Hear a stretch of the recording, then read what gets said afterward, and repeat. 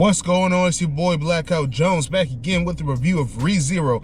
Currently, I'm 2 subscribers away from 100, man. So make sure you like, comment, subscribe down below if you like this video. But really quickly, man, ReZero is showing why they got renewed for a season 2, man. They are flexing their muscles to why they are an elite show, man. This show has no limits and no boundaries, man.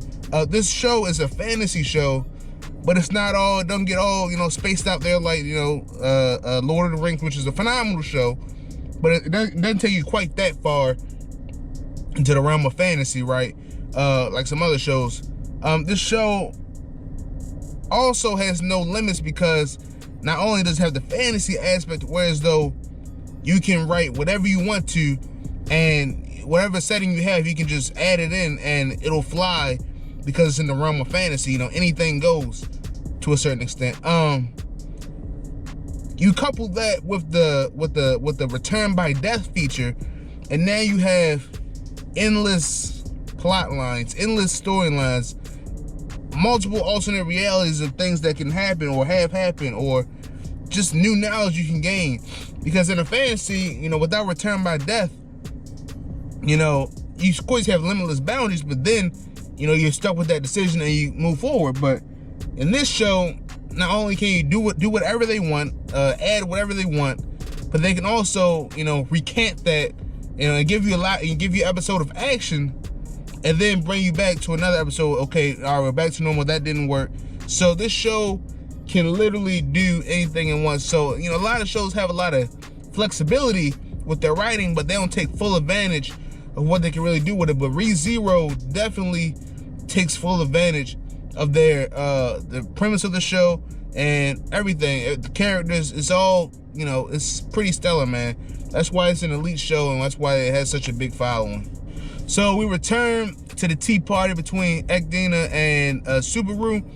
We learn a lot of important things, man. This is it's an info-driven setup episode with a nice cliffhanger at the end that just, heavy waiting for the next episode next week.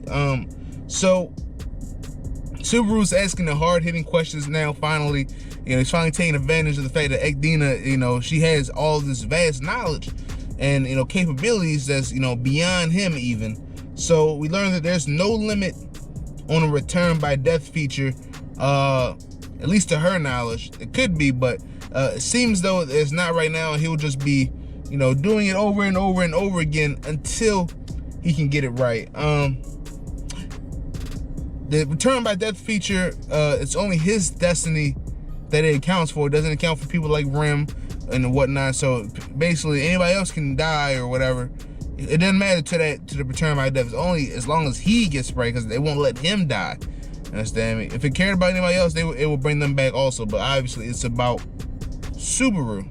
I didn't think that we would get introduced to the witches, because of course Ekdina talked about the witches early on, said it's about 13 of them, I think, or some number like that. And little did we know that she could summon them. They could interchange in the tea party. So we got to see the Witch of Pride and the Witch of Wrath. The Witch of Wrath was actually a pretty nice character. These witches, most of the witches we've seen so far are pretty nice, except for the one at the end, but we'll save that for later. But the Witch of Wrath was not, she was strong, but she was a friendly character. So I'm still on the fence of whether these witches are malevolent witches or if they're evil witches.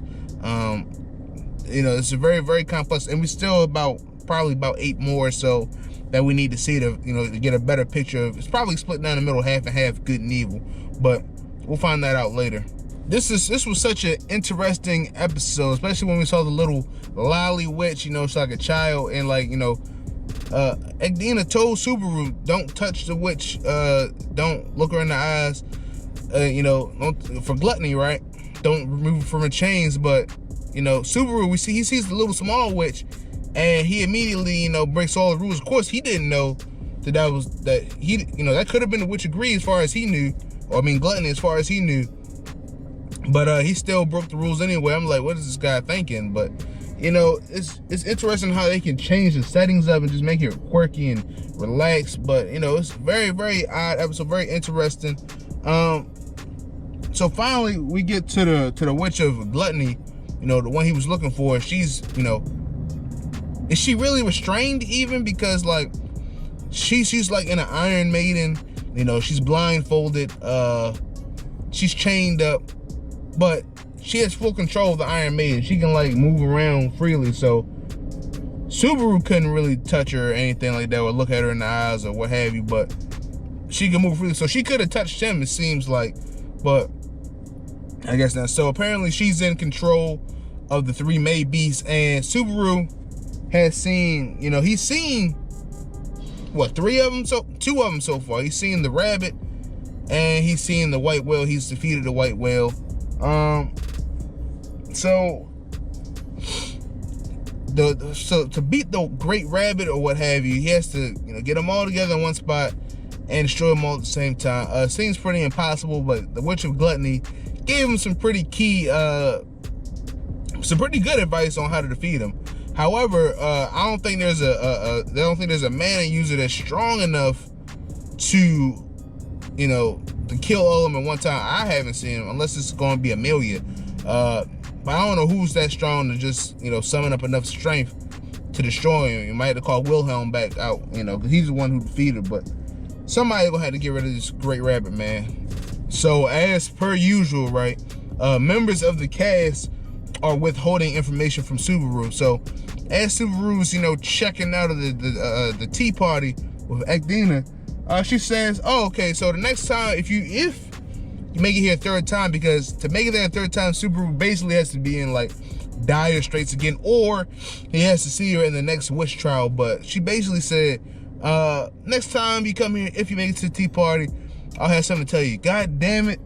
Why didn't you tell me when I was here the fucking before I left? That's what I would have told her. I'm like, wait, hold on, what? Excuse me, what was that? But what I assume it's going to be is how to defeat the Witch of Envy, because as soon as he comes out of there, I mean, darkness is swarming around him. Like I said earlier, it's a limitless plots, it's limitless boundaries in here, because we haven't seen this scenario play out, this plot line play out yet. So the Witch of Envy is everywhere. I can only assume, this is my theory, that she's there because he shared his secret with Agdina in the tea party. Even though Agdina cannot die, I don't know what the Witch of Greed, I don't know what the Witch of Envy was going to do to him, but it didn't seem like she was pretty evil witch, yeah, she seemed like an evil witch. So I think he might have got out of there. Who knows? But the Witch of Envy is definitely on a reign of terror, and I can only assume that's why she came out, because he revealed a secret to somebody, because it's supposed to be, nobody's supposed to know that shit. Even if Agdina already knew it, he wasn't supposed to, say that. So the plot lines are insane. And let me tell you something, man. At the end of the episode, we got a confirmation. Well, still really not a confirmation, but that boy Roswell, man. I told y'all he looks like a damn witch. So, it's not surprising at the end when they showed that damn him clutching the gospel, or is what he calls it. What he said, it's like the book that tells the future. So we don't know if he's lying and it is a gospel, or we don't know if it's actually a book that tells the future. I'm thinking still that he's a witch cultist. That book is the gospel, and Beatrice is also in the witch cultist. So more to be revealed. A solid episode. The scenarios are endless. Every time he dies, we learn more. So he's gonna die at least 5 more times this season before we got, as these seasons go on, we gotta start keeping a tally of how many times. We gotta start taking over and unders, man. We gotta be like, okay, so new season, how many times is Subaru gonna die this season? Because he's just not gonna just live a long, prosperous life, it turns out, But this was a solid, this was an elite episode from an elite show. I expect nothing less than greatness from ReZero. That's why we watch it, right? But, it's your boy Blackout Jones. Make sure you like, comment, subscribe down below. And stay corona free, stay sucker free, and have a blessed day. Peace.